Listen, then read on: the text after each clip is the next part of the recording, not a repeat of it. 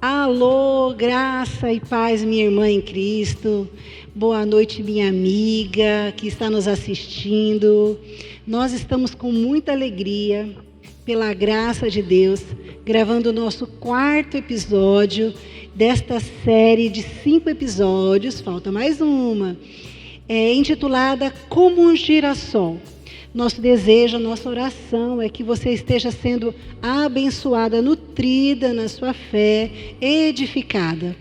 Então, pedimos que você fique conosco em espírito de oração e cultue ao Senhor conosco. Para nos acompanhar, siga o canal no YouTube Batista do Tarumã. Nós criamos também uma página no Instagram, Mulheres IBJT. Na nossa página você pode estar acessando, compartilhando com as suas amigas e no nosso direct compartilhando pedido de oração. E nessa página nós vamos estar compartilhando tudo aquilo que o Espírito Santo tem falado ao nosso coração. Um conteúdo bem legal, bem dinâmico, bem direcionado para as mulheres.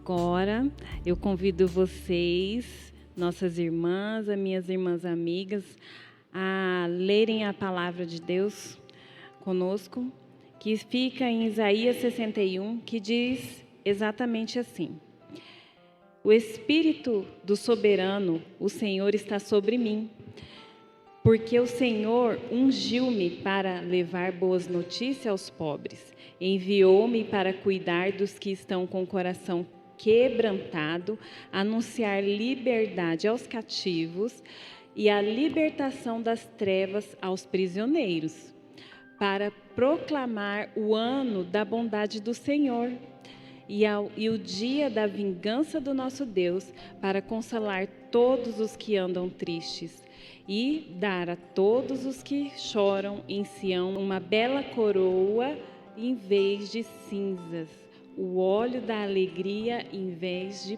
prantos e um manto de louvor. Eles serão chamados carvalhos de justiça, plantio do Senhor, para a manifestação da sua glória. Eles reconstruirão as velhas ruínas e restaurarão os antigos escombros, renovarão as cidades arruinadas que têm sido devastadas de geração em geração. Amém? Falaremos sobre a 4ª característica do girassol.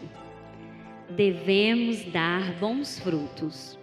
Você sabia que um dos motivos pelos quais o girassol é reconhecido e cultivado em vários lugares do mundo é a qualidade do óleo produzido através das suas sementes? O óleo de girassol é considerado um dos melhores e mais saudáveis entre todos os óleos comestíveis. Para se ter ideia, suas propriedades são boas para o coração, para o cérebro, para o sangue e para a pele. Da mesma forma, nós, cristãos, devemos ser reconhecidos pelos bons frutos que geramos através do Espírito Santo.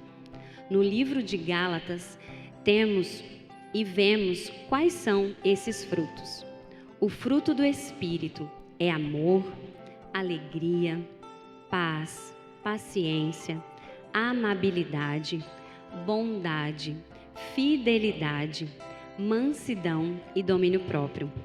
Contra essas coisas não há lei. Gálatas 5, 22 e 23. O girassol é uma flor muito bonita e tem um perfume muito agradável. Porém, mais importante do que isso é o bom fruto que ela oferece. Você também pode ser uma pessoa agradável e de boa aparência, mas Deus espera que você seja mais do que um rosto bonito.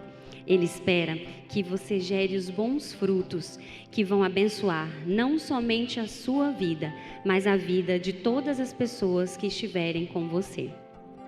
Neste momento, queremos convidá-las a estar orando conosco para darmos início a tudo que Deus tem para nos entregar nesta noite. O Senhor já tem falado através da palavra, das características do girassol. E agora eu convido vocês a estar orando conosco. Oremos. Amado Espírito Santo do Senhor, neste momento queremos convidar a Tua presença sobre nós neste lugar, Pai. Se não for a Tua presença, nada pode acontecer. E eu sei, Senhor, que o Senhor tem nos ministrado nas nossas vidas para podermos, através de nós, Senhor, alcançarmos, Senhor, vidas que estão agora ouvindo esse áudio, esse vídeo, Senhor. Alcance essas mulheres agora, através da Tua palavra. Senhor, nós ministramos sobre as vidas delas agora, Senhor, a bênção do Senhor. Profetizamos, Senhor, a bênção do Senhor sobre cada uma dessas mulheres, cada mãe, cada filha, cada senhora, Pai, cada jovem, Deus que está ouvindo, Senhor, esse vídeo, Senhor, venha ser alcançado com o manifestar do Teu Espírito Santo. Oramos, Senhor, porque cremos que o Senhor tem coisas maravilhosas a acontecer neste dia, Senhor, de libertação, restauração, restituição. Em nome de Jesus nós profetizamos, esteja conosco e abençoa, Senhor, tudo que irá acontecer ainda neste lugar, para que tudo seja para honra, glória e louvor do Seu santo nome. Assim nós oramos e agradecemos a Ti por tudo. Amém.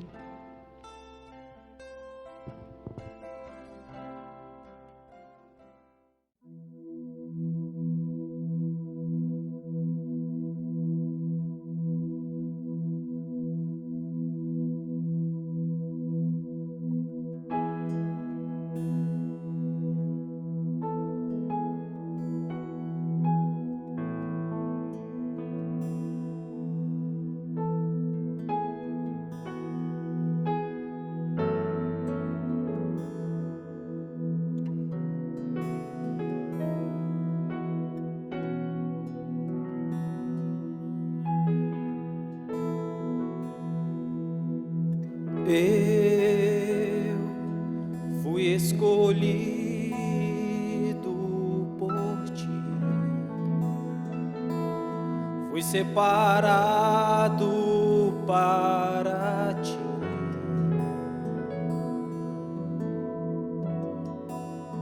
Quem sou eu?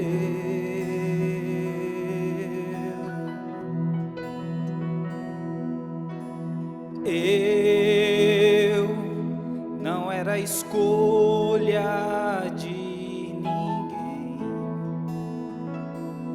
jamais alguém olhou pra mim.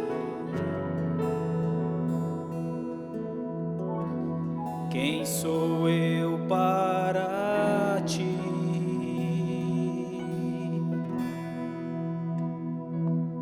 Improvável,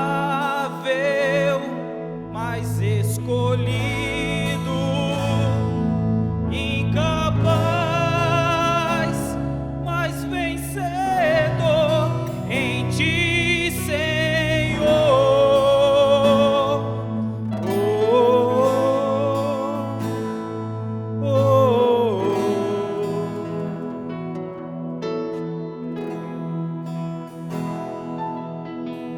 Eu fui escolhido por Ti, fui separado para Ti.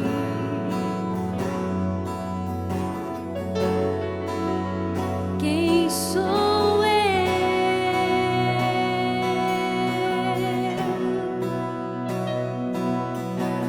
Eu não era escolha de ninguém, jamais alguém olhou pra mim.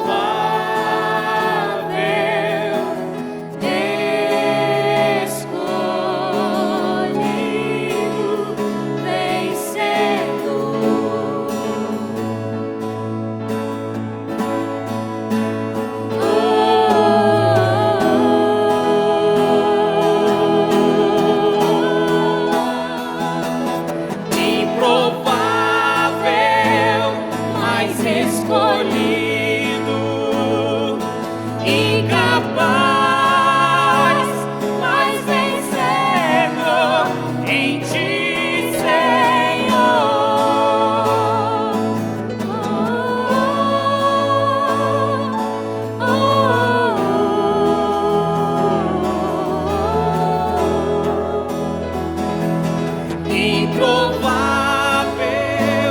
mas escolhido, incapaz, mas vencedor em ti, Senhor.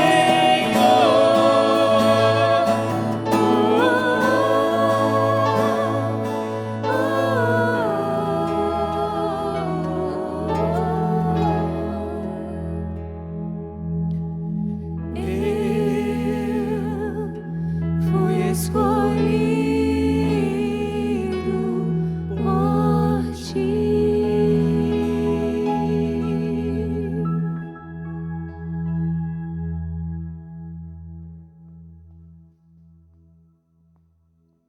Olá, vamos agora nos esconder atrás da cruz do Senhor Jesus e vamos orar juntas, pedindo que neste momento Ele ministre aos nossos corações, ministre libertação, cura, vida a cada uma de nós. Vamos juntas? Senhor Deus, nós te agradecemos pelo privilégio de falar da sua santa, bendita palavra neste culto que será visualizado por tantas mulheres, moças, senhoras, meninas, e nós cremos pelo poder que há no teu nome, pelo poder da tua palavra, que o Senhor há de fazer algo de muito especial nas vidas daquelas que te ouvirem com atenção. O Senhor há de trazer vida, restauração, libertação, qualidade de vida. Então, neste momento, Pai, eu peço que o Senhor me esconda na tua cruz e o Senhor ministre profundamente aos nossos corações e dá-nos, Pai, a bênção de entendermos a tua palavra e respondermos da forma correta, com fé, com disposição, com obediência. Em nome de Jesus. Amém, Senhor. Amém. O Evangelho de Jesus, segundo Lucas, nos conta sobre uma mulher religiosa, que por ser religiosa ia à casa de Deus, à casa de adoração, que naquela época ela ia a uma sinagoga.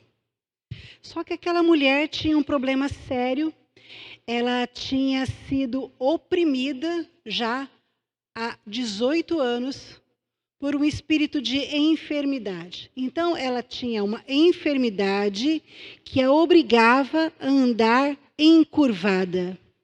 E ela não conseguia se endireitar. Ela não conseguia se endireitar porque ela já havia tentado nesses 18 anos. Talvez ela tivesse tomado chás, talvez ela tivesse feito o que as amigas ensinavam, as senhoras mais experientes, mas ela não conseguia se endireitar. A vida dela não era fácil. A vida da mulher já não era fácil. A vida da mulher, naquela cultura patriarcal da Idade Antiga, era bem difícil, com muitos percalços sociais, mas especialmente dela não era fácil. Hoje em dia, ainda, não é fácil viver sob as garras de uma opressão. Ela não era possessa, mas ela era oprimida diariamente, dia a dia, noite a noite, por 18 anos. Vamos nos colocar pensando como que era uma mulher andar o tempo todo encurvada, uma dor incessante nas suas costas, uma dor incessante na sua coluna, uma dor incessante no seu quadril e nas suas pernas. A nossa sociedade ainda precisa melhorar muito em relação ao aspecto de acessibilidade, o respeito às pessoas com deficiências. Mas imaginem, na Idade Antiga, em que uma pessoa que tivesse deficiência era considerada como uma pessoa que merecesse menos respeito, menos consideração. ela, além do mal espiritual e das dores incessantes, ela certamente devia sofrer dores emocionais, de rejeição, de dificuldade no relacionamento, porque se essa mulher andava assim o tempo todo, e a Bíblia diz que ela não conseguia se endireitar, ela não olhava as pessoas nos olhos. Ela não recebia olhar de atenção nos olhos. E ela sempre olhava para baixo e para trás. A palavra nos diz em Apocalipse 3, 20: eis que estou à porta e bato. Se alguém ouvir a minha voz e abrir a porta, entrarei em sua casa e cearei com ele e ele comigo. Essa é a atitude do Senhor Jesus.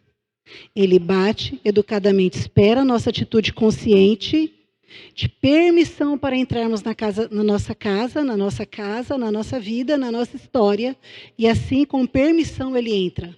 Jesus não invade. Ao contrário, o inimigo das nossas vidas, dito na palavra como ladrão, ele vem para matar, roubar e destruir, e nunca faz depois, só quando nós temos vontade e abrimos as portas. Muitas vezes nós abrimos as portas voluntariamente para Satanás ter legalidade em algum aspecto da nossa vida, em alguma área da nossa vida.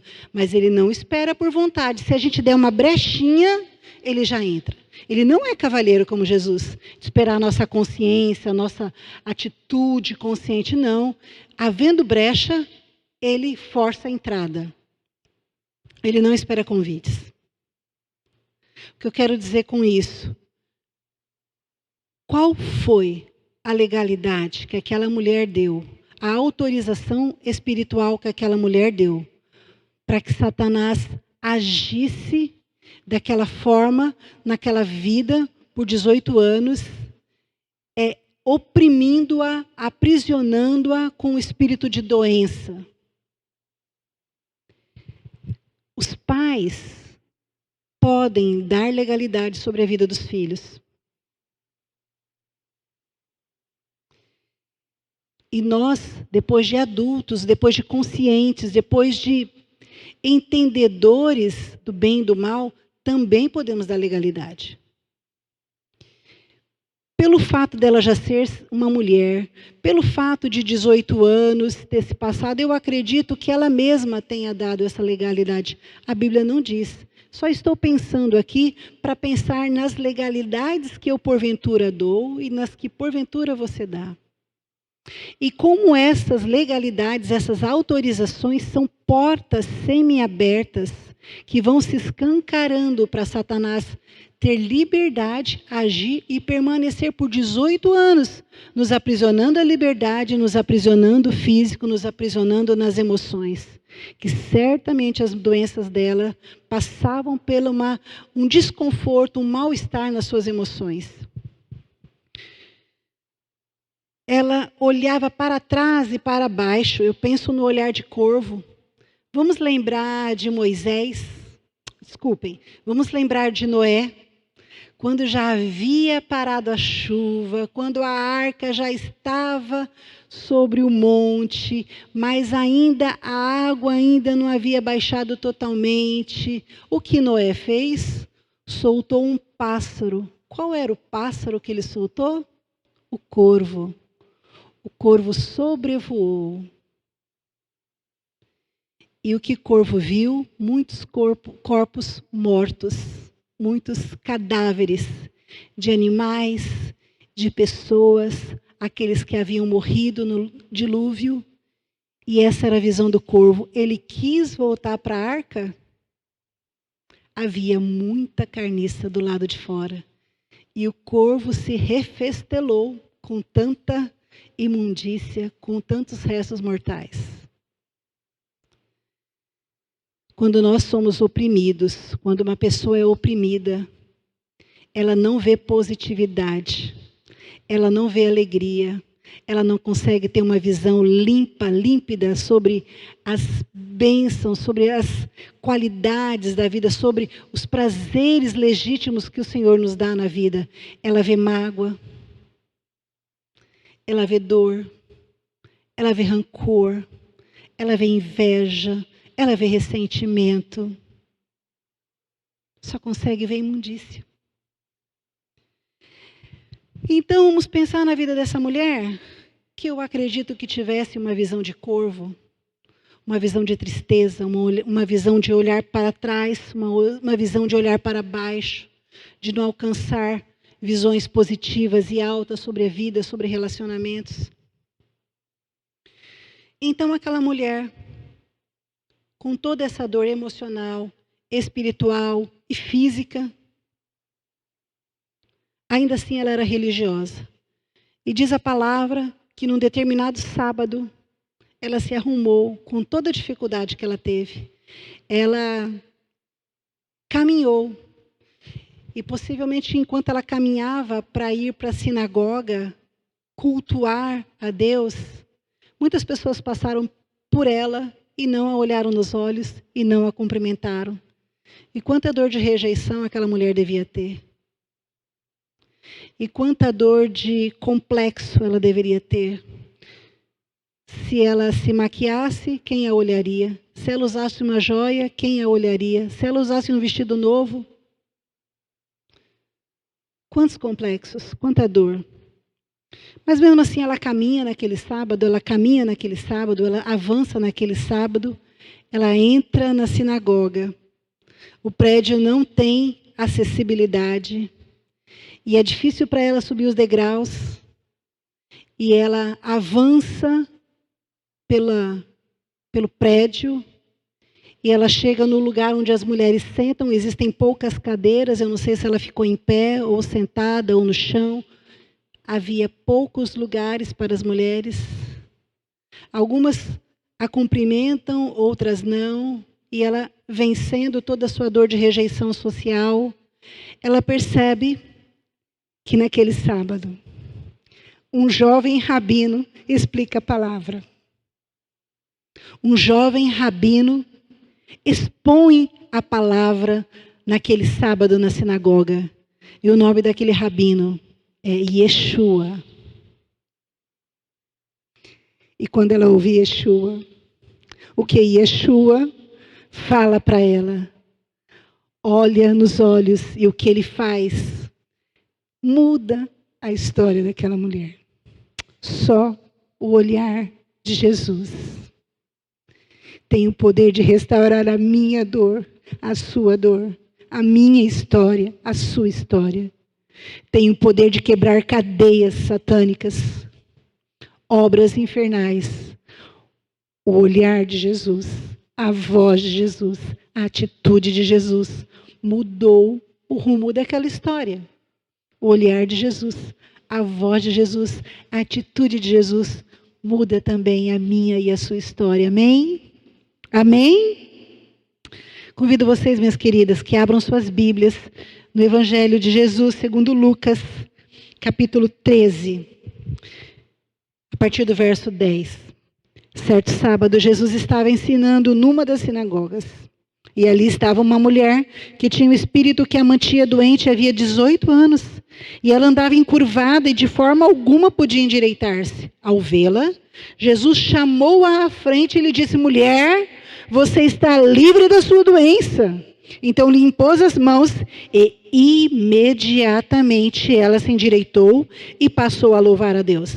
Indignado porque Jesus havia curado no sábado, o dirigente da sinagoga disse ao povo: há 6 dias, olhem, há 6 dias que se deve trabalhar. Então venham para ser curado nesses dias e não no sábado. O Senhor lhe respondeu: hipócritas, cada um de vocês não desamarra no sábado o seu boi e o seu jumento do estábulo e o leva dali para dar-lhe água? Então, esta mulher, uma filha de Abraão, a quem Satanás mantinha presa por 18 longos anos, não deveria no sábado, no dia de sábado, ser libertada daquilo que aprendia? Tendo dito isso, todos os seus oponentes ficaram envergonhados, mas o povo se alegrava com todas as maravilhas que ele estava fazendo. Primeiro, Jesus a viu. Jesus não somente viu a sua deficiência, a sua dificuldade, o jeito que se portava, mas Jesus olhou dentro da sua história. Jesus olhou aquela mulher e compreendeu, reconheceu aquilo que ela passava. E por que ela passava aquilo? E soube que havia uma causa espiritual, que ela estava sendo oprimida por Satanás. Jesus não a viu como os outros a viram. O olhar de Jesus olhou profundamente dentro da sua história, dentro do seu coração. Durante 18 anos, aquela mulher esteve na sinagoga? A Bíblia não diz, mas possivelmente. Há quanto tempo nossos bancos têm sido ocupados por pessoas que sofrem profundamente nas suas vidas espirituais?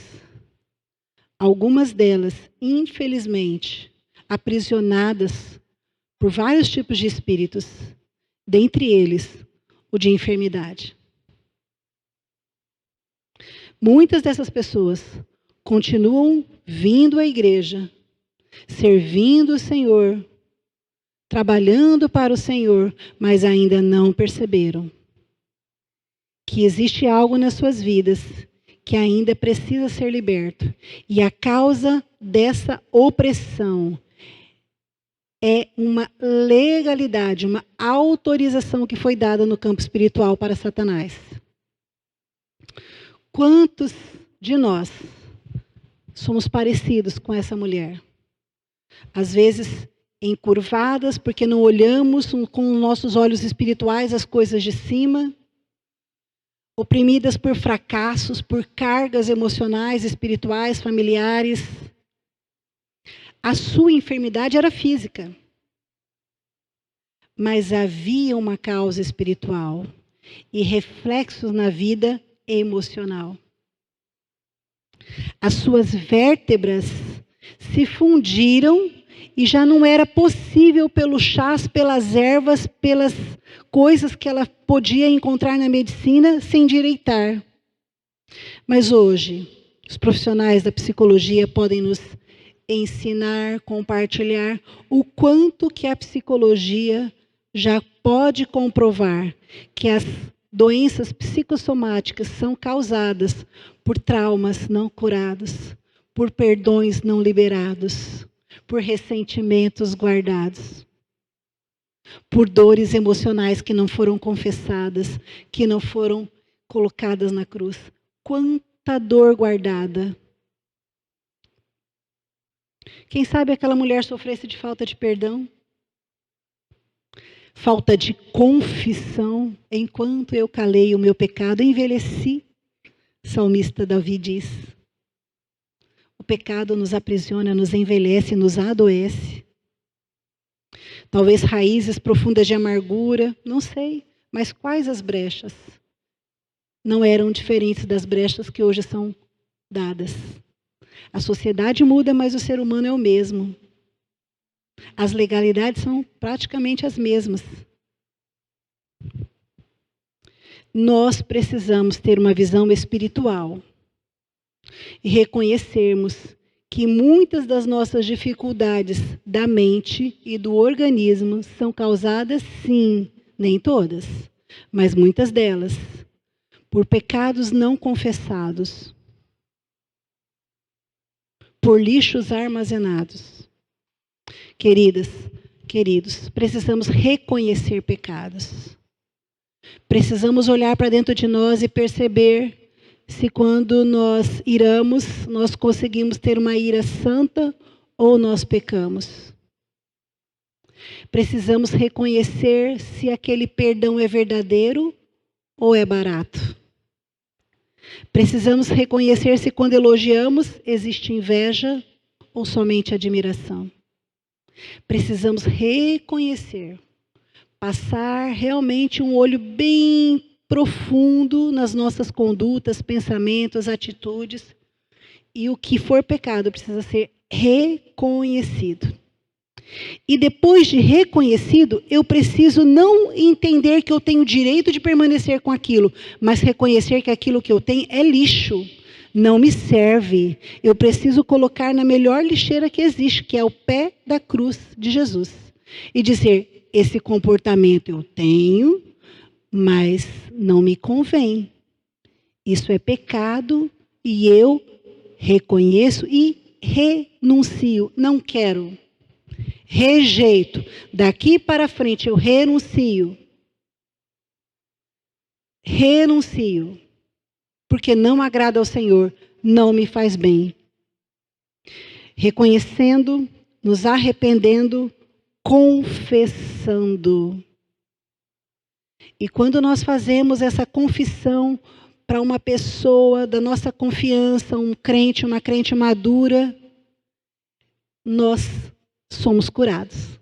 Porque a palavra nos diz, confessai os vossos pecados uns aos outros para que sedes curados. Porque quando eu estou confessando o meu pecado para aquela pessoa que eu conheço e confio, irmão em Cristo, eu passo um constrangimentinho, uma vergonhinha, um desconforto no meu orgulho, e aquilo é pedagógico, aquilo é terapêutico, aquilo ajuda eu não fazer de novo. Reconhecendo pecados, arrependendo dos pecados, confessando pecados e renunciando. Confessei, me arrependi, renunciei, não quero mais, não pego de volta. E hoje, que o Espírito Santo nos dê discernimento para analisarmos a nossa vida, a nossa história, o nosso testemunho e percebermos se nós temos dado alguma brecha. Que tipo de legalidade? Em que tipo de relacionamento? Olha, o que eu faço, as pessoas não veem, eu não estou escandalizando, mas está enfraquecendo o seu caráter cristão e está dando legalidade. Então, aquele pecado escondido, aquele pecado de estimação, olha, é um pecado que eu tenho uma certa afinidade, não faço perto de ninguém. Faz. Todos os demônios estão ouvindo e eles tomam legalidade e confiança, sim. Então, irmãos, irmãs, é muito sério. É muito sério é muito séria essa necessidade de nos analisarmos. Todas as vezes, antes da ceia, nós temos uma oportunidade de refletirmos como tem sido a nossa vida e pedimos perdão dos nossos pecados para tomarmos a ceia em plena condição, não é isso mesmo? Mas isso não pode ser só na hora da ceia. Tem que ser dioturnamente. Na oração da manhã, na oração da noite, enquanto eu dirijo e falo com o Espírito Santo de Deus, meu amigo, companheiro, sonda meu coração e fala se há alguma coisa em mim que eu fiz hoje, ou que eu deixei de fazer hoje, que eu desejei hoje, que deu legalidade, que deu abertura, que deu confiança para o inimigo. Aí o Espírito Santo vai te falar. Porque ele não é espírito de mentira e nem de segredo, ele fala ao seu coração. E aí você e eu já colocamos isso na cruz para que seja essa faxina constante, diária, que impeça atitude de opressão satânica sobre nós. Muito bem, Jesus a viu, reconheceu sua história, sabia a causa, e Jesus se compadece daquela mulher. Coisa que o texto não fala que outra pessoa tenha feito. Jesus se compadece. Jesus não só conhece a minha história e a sua, mas ele olha com um olhar de amor, de cuidado. E ele a chama para a frente. E ele quebra com isso um protocolo de distanciamento. Sabe o que é, irmãs? Hoje em dia, nós chegamos à igreja e escolhemos um lugar para sentar ao lado do marido, dos filhos, ou quando você está longe deles, alguma pessoa de sua afinidade, não é isso? Naquela época, não. Nas sinagogas, os lugares em que os judeus se reúnem para adorar, ainda hoje é assim. Homens não sentam no mesmo lugar que as mulheres. Ainda não. No máximo, hoje em dia, nas sinagogas mais modernas, uma ala de homens, outra ala de mulheres. Mas naquela época, as sinagogas tradicionais eram assim, ó. O lugar mais próximo da frente, onde tinha o Torá, né, que é o livro, o Pentateuco, né, os livros sagrados, e a arca, ficavam num lugar onde só os homens podiam estar próximos. Então, os lugares de assento eram, no primeiro lugar, as autoridades da sinagoga, as autoridades do judaísmo. E depois, os homens que eram liderados, que não eram líderes, que eram liderados. Depois, as mulheres. E, por último, os estrangeiros. Então, essa mulher não estava perto de Jesus. Ela estava depois da ala das autoridades, depois da ala dos homens, estava a ala das mulheres. E ela era encurvada. Então, ela não estava em evidência. Os espaços também não eram abertos como a nossa igreja é. Essa igreja onde a gente serve ao Senhor é. Não. Havia divisórias. Essas divisórias poderiam ser balcões, cortinas, ou altura e diferença no piso. Havia uma divisória para cada um sentar no seu lugar. E essa barreira de homens e mulheres visava a santificação, para que não houvesse flerte, para que não houvesse olhar de cobiça. Era uma santificação. A parte em que as mulheres sentavam era considerada menos sagrada, menos importante, menos santa do que os homens, porque onde os homens estavam, eu já falei, ficavam a arca e o Torá. Havia muito mais lugares para homens sentarem do que para as mulheres. Não havia cadeira para todas. Sabe por quê? Porque a lei e a comunidade não esperava que as mulheres fossem à sinagoga. Elas não eram obrigadas e nem estimuladas. Por conta do volume de trabalho, com a casa, com os filhos, era muito aceitável que ela não fosse. Era muito aceitável que ela ficasse em casa. A sua presença não era estimulada. Ela não leria, elas não eram alfabetizadas. Se soubesse ler, ela não leria a Torá. Ela não daria depoimento, muito menos ensinaria a lei. Não daria depoimento.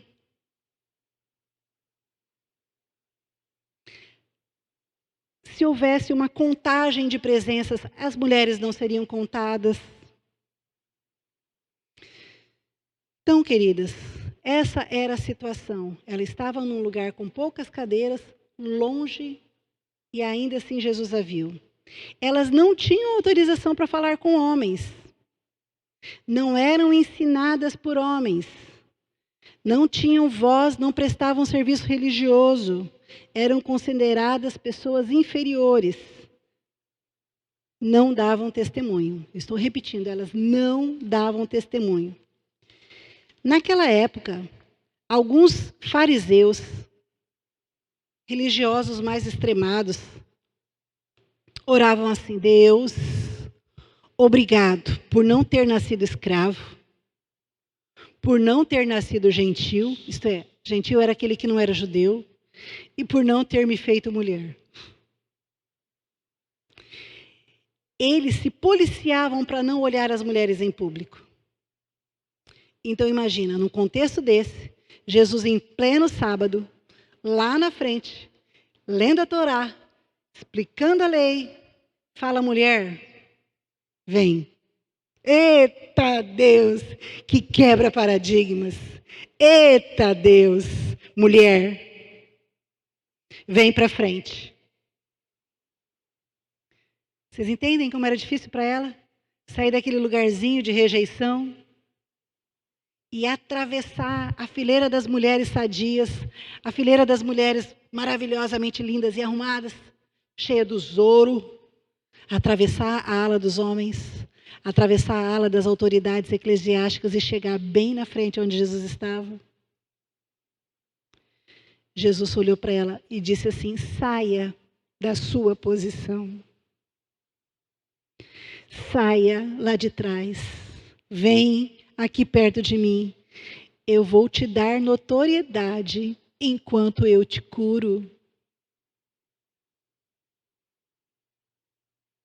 Para que meu nome seja glorificado através do seu testemunho. Eu te dou notoriedade. Eu te coloco no meio da sinagoga. Eu faço algo que nenhuma lei, nenhum algoz, nenhuma pessoa fez por você. Eu vou te curar. Ele a chama à frente e lhe diz: mulher, você está livre da sua doença. O Senhor quer dizer a mesma frase para nós nesta oportunidade. Mulher, você está livre da sua doença. Porque aquele que nos fez, que conhece o nosso organismo, aquele que nos ama com um amor imensurável, o maior amor do mundo, rompe tradições, nos chama para perto, nos ama sem preconceito, nos aceita, conhece o motivo das nossas dores e diz: hoje eu te curo e dou notoriedade para a sua cura, para que todos saibam que eu sou eu na sua vida. E em mim você é uma mulher curada, restaurada, liberta para a glória do meu nome. Olha que coisa mais linda que aconteceu com aquela mulher. Olha que coisa mais linda que o Senhor quer fazer conosco. Ele é o mesmo Deus. Nós só não estamos na sinagoga, talvez não estamos assim, talvez algumas de nós estejamos. Mas aquilo que nós temos é curado e é liberto pelo poder que há na palavra de Jesus. Amém? Jesus quer-nos bem perto. Ele não nos quer longe. Ele não nos vê menos. Ele nos quer perto. E quer tratar nas nossas vidas de uma forma que a nossa cura louve o seu nome e seja de testemunho para que tantas outras mulheres sejam curadas. Percebem o que aconteceu naquele sábado? Serve de referência para nós? O que aconteceu naquele sábado com aquela mulher serve de referência para nós. O mesmo Jesus quer fazer a mesma coisa na vida de todas nós. Glórias a Deus por isso. O que Jesus estava dizendo: mulher, você não vai ser mais lembrada pelas suas dores nas costas, por ter sido enferma ou oprimida por 18 anos, mas agora você vai ser lembrada, porque hoje eu te saro, hoje eu te liberto, hoje eu te curo, hoje eu inauguro um novo tempo na sua vida. É isso que Jesus estava dizendo, uma nova história, você vai ser lembrada, porque eu estou mudando a sua história. E Jesus a liberta, glória a Deus por isso. Então Jesus a viu, a chamou e liberou uma palavra de autoridade na vida daquela mulher, contra aquele espírito de enfermidade, contra aquele espírito que a atormentava. Tocou naquela mulher, diz a palavra, tocou, impôs-lhe as mãos, e imediatamente ela se endireitou. E a alegria daquela mulher foi tamanha que a timidez com que ela entrou na sinagoga agora se transformou em alegria, em júbilo, e ela passou a louvar a Deus. Esqueceu que não podia mais louvar no santuário, na sinagoga. Ela louvava a Deus. Com a minha imaginação santificada, eu fico pensando aquela mulher pulando, mostrando que a coluna estava boa, que ela podia se endireitar e que ela podia louvar, estender as suas mãos e louvar ao Senhor. Eu imagino que ela tenha sentido vontade de abraçar Jesus. A Bíblia não diz se ela abraçou, mas eu imagino a reação de exaltação daquela mulher, de alegria, de adoração que ela sentiu. Nunca ninguém se importou tanto com ela quanto aquele rabino chamado Yeshua. Yeshua nos ama com o maior amor do mundo. Enquanto às vezes tanto nos preconceituam, nos julgam, não nos apoiam, Jesus fala: eu quero você perto, eu toco em você, endireita a sua vida, muda a sua história. Amém? Sabem, queridas, não é apenas Satanás que faz as pessoas se encurvarem. Vamos lembrar? O pecado, nós já falamos, as tristezas, os sofrimentos. Jesus é o único capaz de tirar-nos do cativeiro. Nós vamos lembrar dessa mulher que foi liberta pensando sempre assim: Jesus foi o único capaz de mudar aquela história. Então agora a gente para e pensa: o que tem me aprisionado? Tem algo que me aprisiona na mente? No campo das minhas emoções? No campo das minhas memórias? Tem algo que me aprisiona em relação aos meus sentimentos? Em relação aos meus relacionamentos? Algo me aprisiona no relacionamento com Deus? Algo me constrange no meu relacionamento com Deus? Será que quando eu conheci a figura paterna que eu tive, não me abraçava, não demonstrava amor e interesse, não demonstrava atenção, e hoje eu tenho uma ideia distorcida de Deus, distorcida do meu relacionamento com o Pai, distorcida com o meu relacionamento com o noivo Jesus, distorcida. Uma das coisas mais lindas que Jesus ainda fez foi o seguinte: depois que aquela mulher estava adorando, glorificando, eu fico imaginando ela assim, o líder da sinagoga, indignado, porque Jesus havia feito aquele milagre no sábado, porque os judeus guardavam muito criteriosamente o sábado. Eles eram muito seguidores da lei, né? Então ele se levantou e disse ao povo em alta voz: há 6 dias que vocês podem vir aqui para ser curados. Justo no sábado você vem para ser curada? Vem nos outros dias. A gente nem sabe se nos outros dias havia cura. Não importa se tinha ou não tinha. O que importa é que agora Jesus vai repreendê-lo, dizendo o seguinte: o ser humano, o homem, a mulher, são sujeitos do meu amor, e eu fiz o sábado para repouso deles. Não fiz o homem e a mulher para o sábado, mas fiz o sábado para o descanso do homem e da mulher. Entende? Entende? Mais do que a lei, se interesse pelo amor. Amor é essa mulher que foi liberta, que teve a sua vida restaurada hoje. Jesus vai falar assim: ô hipócritas. Jesus sabia o que eles faziam no sábado, escondido. Cada um de vocês não desamarra o seu boi, o seu jumento do estábulo e leva ele ali para tomar água? Isso também é trabalho. Então, agora presta atenção. Fala glória a Deus. Fala glória a Deus. Fala glória a Deus aí, porque agora Jesus vai fazer uma declaração de amor tão linda. Então essa mulher, uma filha de Abraão, a quem Satanás mantinha presa por 18 anos, não deveria no dia de sábado ser libertada daquilo que aprendia? Quer dizer, essa libertação que acontece com essa filha de Abraão. Filha de Abraão, fala, filha de Abraão. Filha de Abraão, mais alto, filha de Abraão. Primeira vez que a Bíblia cita uma mulher como filha de Abraão. Antes era filho de Abraão.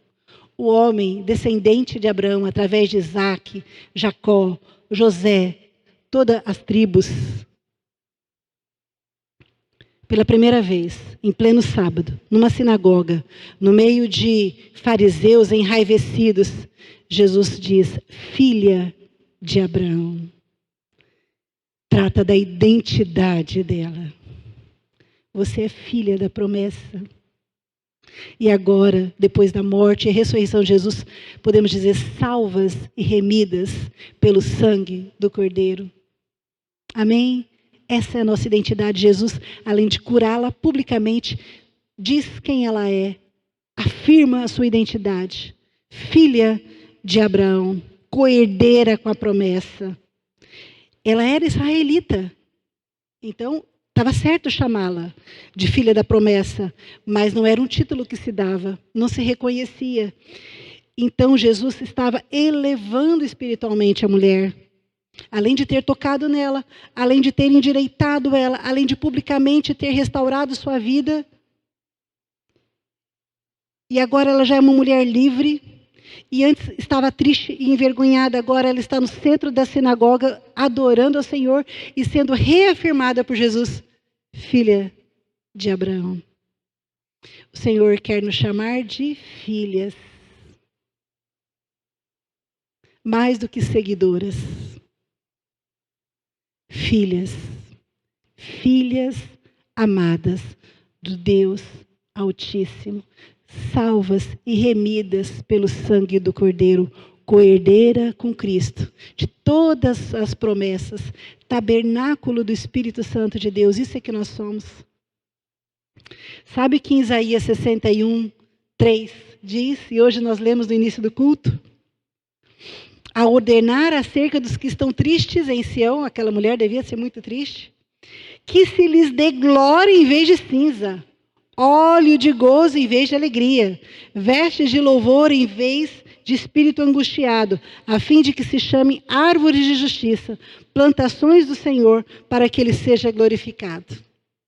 Como nós estamos glorificando o nome de Jesus por aquela cura, e porque através daquela cura eu sei que Jesus quer fazer o mesmo com cada um de nós quando a nossa história for parecida. A todos quanto receberam, deu-lhes o poder de serem feitos filhos de Deus. Jesus quer nos chamar de filhas. Há aquelas que crerem no seu nome. É preciso que nós creiamos no nome de Jesus, creiamos na sua oferta de amor lá na cruz por nós, reconheçamos seu sacrifício e entendamos que aquele sacrifício é o único e suficiente para nos perdoar os pecados. E reconheçamos que Jesus morreu naquela cruz, mas foi ressuscitado. E está agora nos garantindo, nos preparando um lugar no céu. Aquela mulher enfrentou o preconceito, enfrentou o medo, confiou para ir lá na frente e venceu. Fica pensando que você está lá sentada, tentando ser escondida. O rabino Yeshua te chama. Você quer ser liberta, mas você já ouviu tanta corcundinha. Ei, corcundinha! Você já foi tão machucada, tão maltratada, tão pisoteada, tão preconceituada. Tantas ações sem carinho, sem atenção. Tantas atitudes que te deixaram para baixo. Aquela mulher teve a ousadia, a coragem, a fé de atravessar o corredor da sinagoga e ela foi, sim, chamando a atenção. Ela foi, sim, incomodando as outras mulheres que nunca tiveram destaque. Foi, sim, incomodando homens. Foi, sim, incomodando as autoridades que estavam sentadas no primeiro lugar. Mas ela foi transpondo em obediência e ela foi avançando muitas vezes. Obedecer Jesus vai ser um exercício de não dar atenção para as pessoas. Não dar atenção para aquilo que as pessoas falam ou pensam, porque elas não são a voz de Deus muitas vezes. Nós precisamos prestar atenção na voz de Jesus e não nos atermos àquilo que as pessoas falam de nós. Porque nem sempre elas são voz de Jesus. Ela foi transpondo pela fé, pela obediente e chegou lá na frente. Jesus pôs a mão sobre ela e a palavra diz que ela se endireitou imediatamente e ela endireitou imediatamente a sua posição. Pensam que ela poderia ter vacilado, né? Ah, e agora? Se eu for levantar e não conseguir, e agora? Ela teve fé. Que nós tenhamos fé. Que nós sejamos mulheres de fé, ousadas na obediência ao Senhor. Ousadas no sentido de reconhecer o que Ele nos fala, atender e sermos colaboradoras no processo da nossa cura. Porque, às vezes, nós atrapalhamos o processo da cura. Se aquela mulher resolvesse permanecer curvada, eu não imagino Jesus puxando ela, pegando, discípulo, puxa aqui. Eu não vejo Jesus fazendo isso. Eu não imagino Jesus tocando com força para que ela se levantasse. Ela teve atitude. Nós somos encorajadas pelo toque de Jesus. A virtude de Jesus, sobrenatural, a cura de Jesus vem sobre nós. Mas, atenção, a atitude de endireitar é nossa. A postura de a atitude de mudar a nossa postura não é força de Jesus. Não é briga com Jesus. É obediência a Jesus, mas é uma atitude nossa. Muitas de nós já podemos ter sentido o toque de Jesus. Jesus ter falado, está liberta, mas a gente já tem amizade com aquele demônio. A gente já fez parceria. A gente já está, sabe, acostumada com a atitude. E a gente não tem uma postura de romper com o velho e assumir a bênção nova. Entendem o que eu falo? A atitude de se endireitar, de arrumar a coluna, de creque, não é de Jesus em nós, é nossa. A reação é nossa.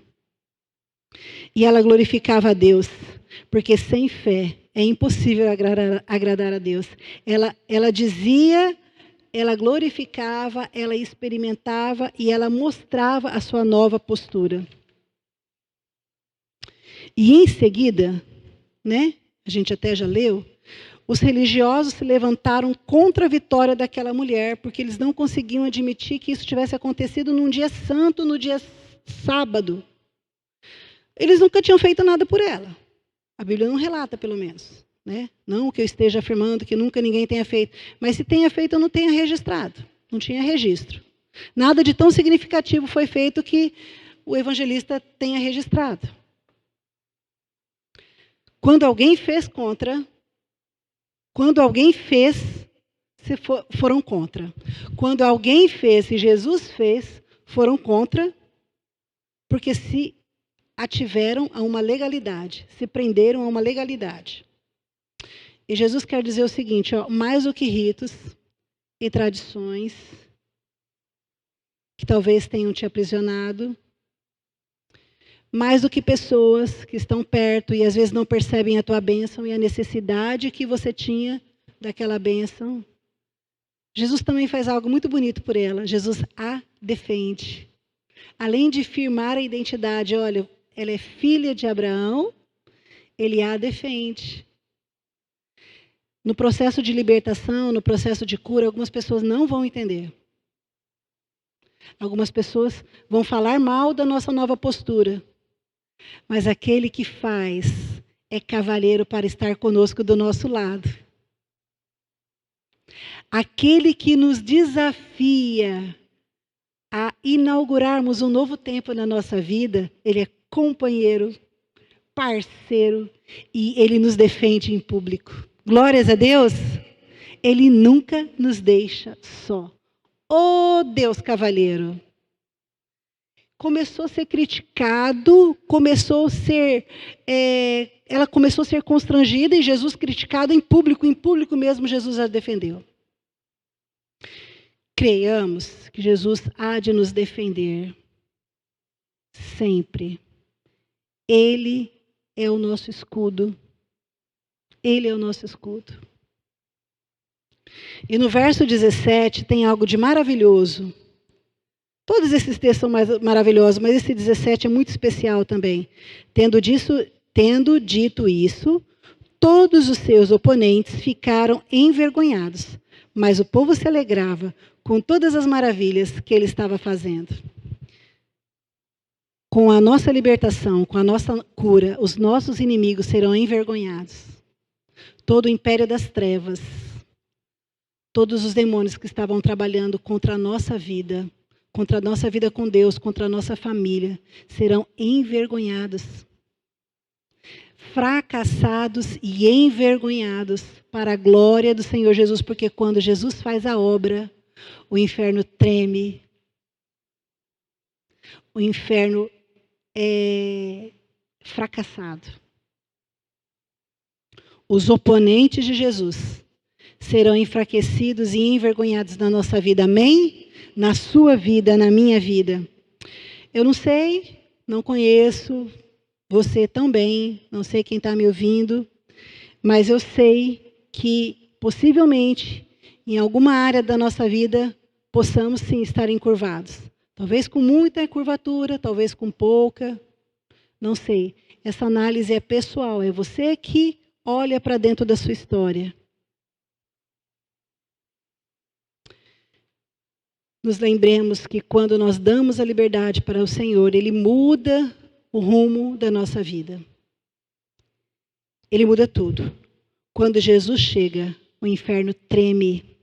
Quando Jesus age, o inferno perde. Quando Jesus faz, os grilhões são quebrados. Quando Jesus faz, a mulher torta se endireita. Quando Jesus faz, a mulher oprimida se torna livre. Quando Jesus faz, aquela história é transformada. Quando Jesus faz, os inimigos recuam e correm envergonhados. Essa é a palavra que o Senhor tem para nós. Precisamos com coragem, com ousadia, com capricho, olharmos para dentro de nós e percebermos naquilo que a nossa postura tem se encurvado. Se temos sofrido alguma opressão, se temos sentido algo que nos remete a uma legalidade que tem andado para Satanás. O Senhor tem dito assim, olha, é tempo de libertação. Mais do que você vir na minha casa, mais do que você vir na minha casa, eu quero dar uma vida completa, plena, de libertação. Eu quero te dar saúde física e espiritual, emocional. Não basta você ser religiosa, precisa experimentar o novo, e o eficaz e o definitivo que Jesus quer nos dar. E este é o momento. Este é o momento. Examine-se a mulher, o homem a si mesmo. É um momento de examinar a nossa história, examinar nossos conteúdos, examinar a nossa vida e colocarmos para o Senhor, Senhor, olha dentro de mim. E através da força, da coragem que você recebe do Espírito Santo de Deus, que você se posicione como o Senhor tem esperado. Uma pessoa corajosa, que aceita a palavra, a ordem de libertação, que aceita o chamado, que aceita a sua nova identidade em Cristo, que aceita Jesus te defender, que aceita Jesus mudar a sua história. Essa palavra é uma palavra que requer uma análise da nossa vida, das nossas atitudes, dos nossos comportamentos. Não é algo só para se admirar o poder de Jesus naquele sábado na vida daquela mulher. É algo de se analisar, analisar-se e entendermos o que Jesus tem para mim. O que Jesus quer fazer comigo hoje com base nessa palavra. Te desafio, minha irmã, minha amiga, a refletir, a analisar seu coração e conversar seriamente com Jesus. Se você precisa de cura, Ele tem. Se o mal da tua enfermidade tem fundo emocional, Jesus te cura também. Se essas emoções adoecidas deram espaço para Satanás, ele quer te libertar da opressão, quer te dar vida com qualidade. Vida espiritual e vida física, emocional, com qualidade. O Senhor quer fazer da sua vida um testemunho para a glória do seu nome e para que outras mulheres se espelhem na tua vitória e recebam também a vitória. Para a glória do nome do Senhor Jesus. Ele quer afirmar a sua identidade em Cristo. Quem você é, filha de Abraão. Ele quer te defender de tudo aquilo que vier por consequência da sua iniciativa de fé.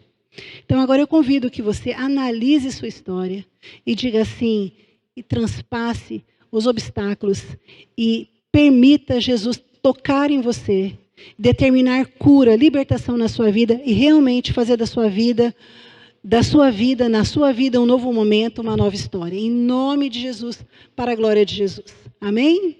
Amém. Que Deus abençoe, que o Senhor frutifique em nós a sua palavra. Amém. Glória a Deus.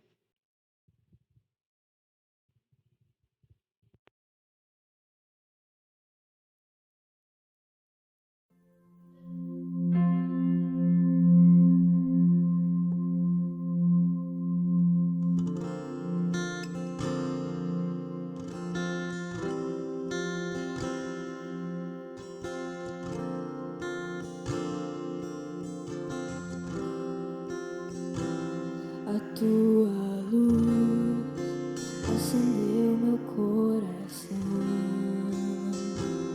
Eu pude ver em meio à escuridão tua presença, tua fidelidade, graça e amor me levantaram outra vez, me deram força. Prosseguirei, irei contigo, onde quer que fores, meu Senhor. O teu chamado cumprirei na alegria ou na dor. E toda vez que eu chorar ou quiser desanimar, o teu Espírito me consolará. Se na fraqueza do meu ser que manifestas teu poder, eis-me aqui, dependo de ti, preciso de ti.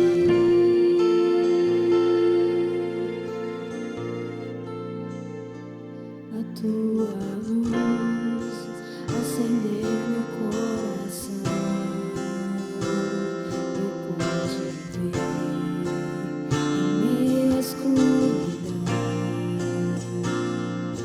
tua presença, tua fidelidade, graça e amor me levantaram outra vez, me deram forças. Prosseguirei, irei contigo, onde quer que fores, meu Senhor. O teu chamado cumprirei na alegria ou na dor. E toda vez que eu chorar ou quiser desanimar, o teu Espírito me consolará. Se na fraqueza do meu ser que manifestas teu poder, eis-me aqui, dependo de ti, preciso de ti.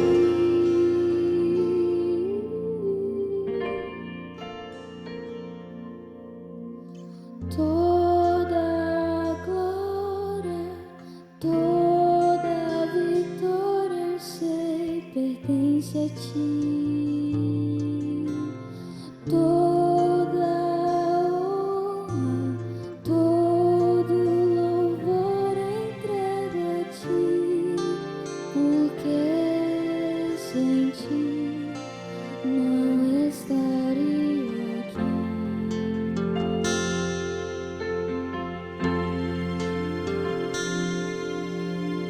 Toda glória,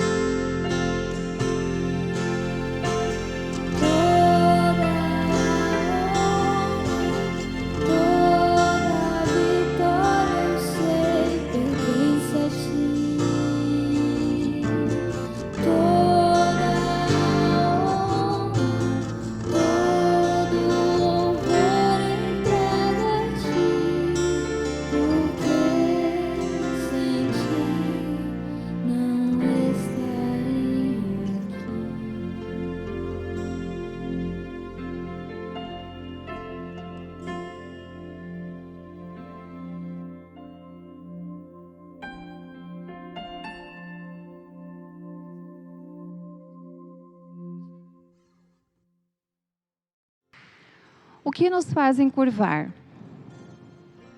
Família, como galhos de uma árvore. Todas crescemos em direções diferentes, mas a nossa raiz continua sendo a mesma. E agora, eu gostaria de convidar você a montar a sua árvore genealógica. Se nós fizermos um estudo da nossa árvore genealógica, nós vamos saber quem foram os nossos ancestrais, os nossos tataravós, bisavós, né? A nossa descendência, da onde viemos. E muitas vezes as explicações de quem somos ou de quem nós nos tornamos está justamente em conhecer a nossa história. Porque quando nós não conhecemos a nossa história, nós não sabemos para onde vamos, como seremos conduzidos. Então, pense, escreva, desenhe a árvore, colocando os seus pais, os seus irmãos, os seus bisavós, tataravós e avós, para que você saiba de onde você vem. Até porque, considerando que somos um ser biosócio psicoespiritual, nós carregamos a nossa genética, né? Nós temos uma herança aí. Por isso do estudo da árvore genealógica ser tão importante. Muitos traumas, muitos transtornos mentais e muitas questões emocionais se convertem para o nosso corpo através das nossas vivências, das nossas experiências vividas.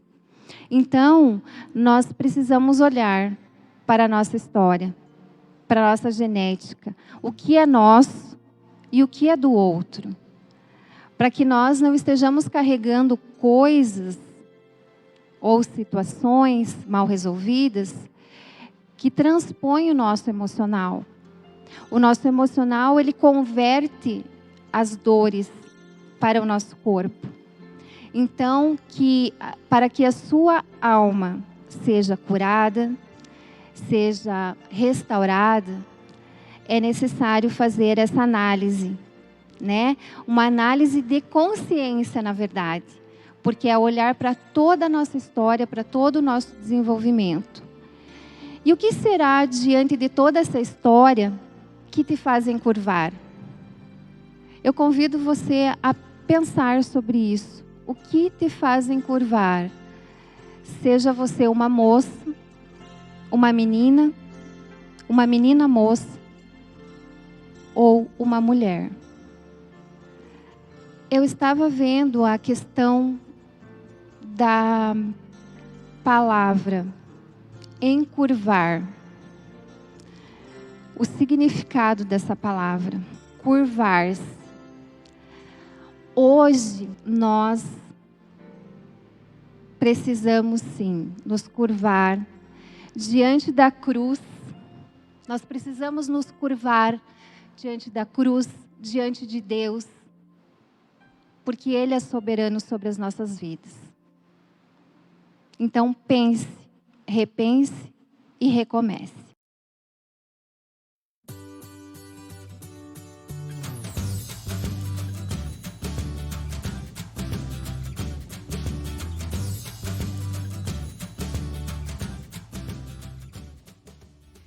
E agora, com muita alegria, eu tenho aqui do meu lado minha querida Eliane, que tem um convite muito especial para todas vocês que nos assistem, acerca do nosso projeto Panela Solidária, que teve início no dia 8 de abril deste ano. Olá, irmãs, minhas amadas irmãs. Esse projeto é uma bênção nas nossas vidas. Tem sido um momento de culto, momento de adoração, momento de testemunho, momento de presença de Deus. E tem sido uma bênção em nossas vidas. E é claro que a gente gostaria que vocês também fizessem parte desse momento. Você que está aí nos assistindo, está super convidada a estar conosco aqui. Venha nos ajudar. A sua ajuda será de muita importância para nós. Então, nós estamos aqui, irmãs, todas as quinta-feiras, na cozinha da nossa igreja, às 16 horas. Venha participar conosco. A sua presença é muito importante para nós. Traga também a sua doação. Nós precisamos de legumes, de proteína, macarrão, de panela.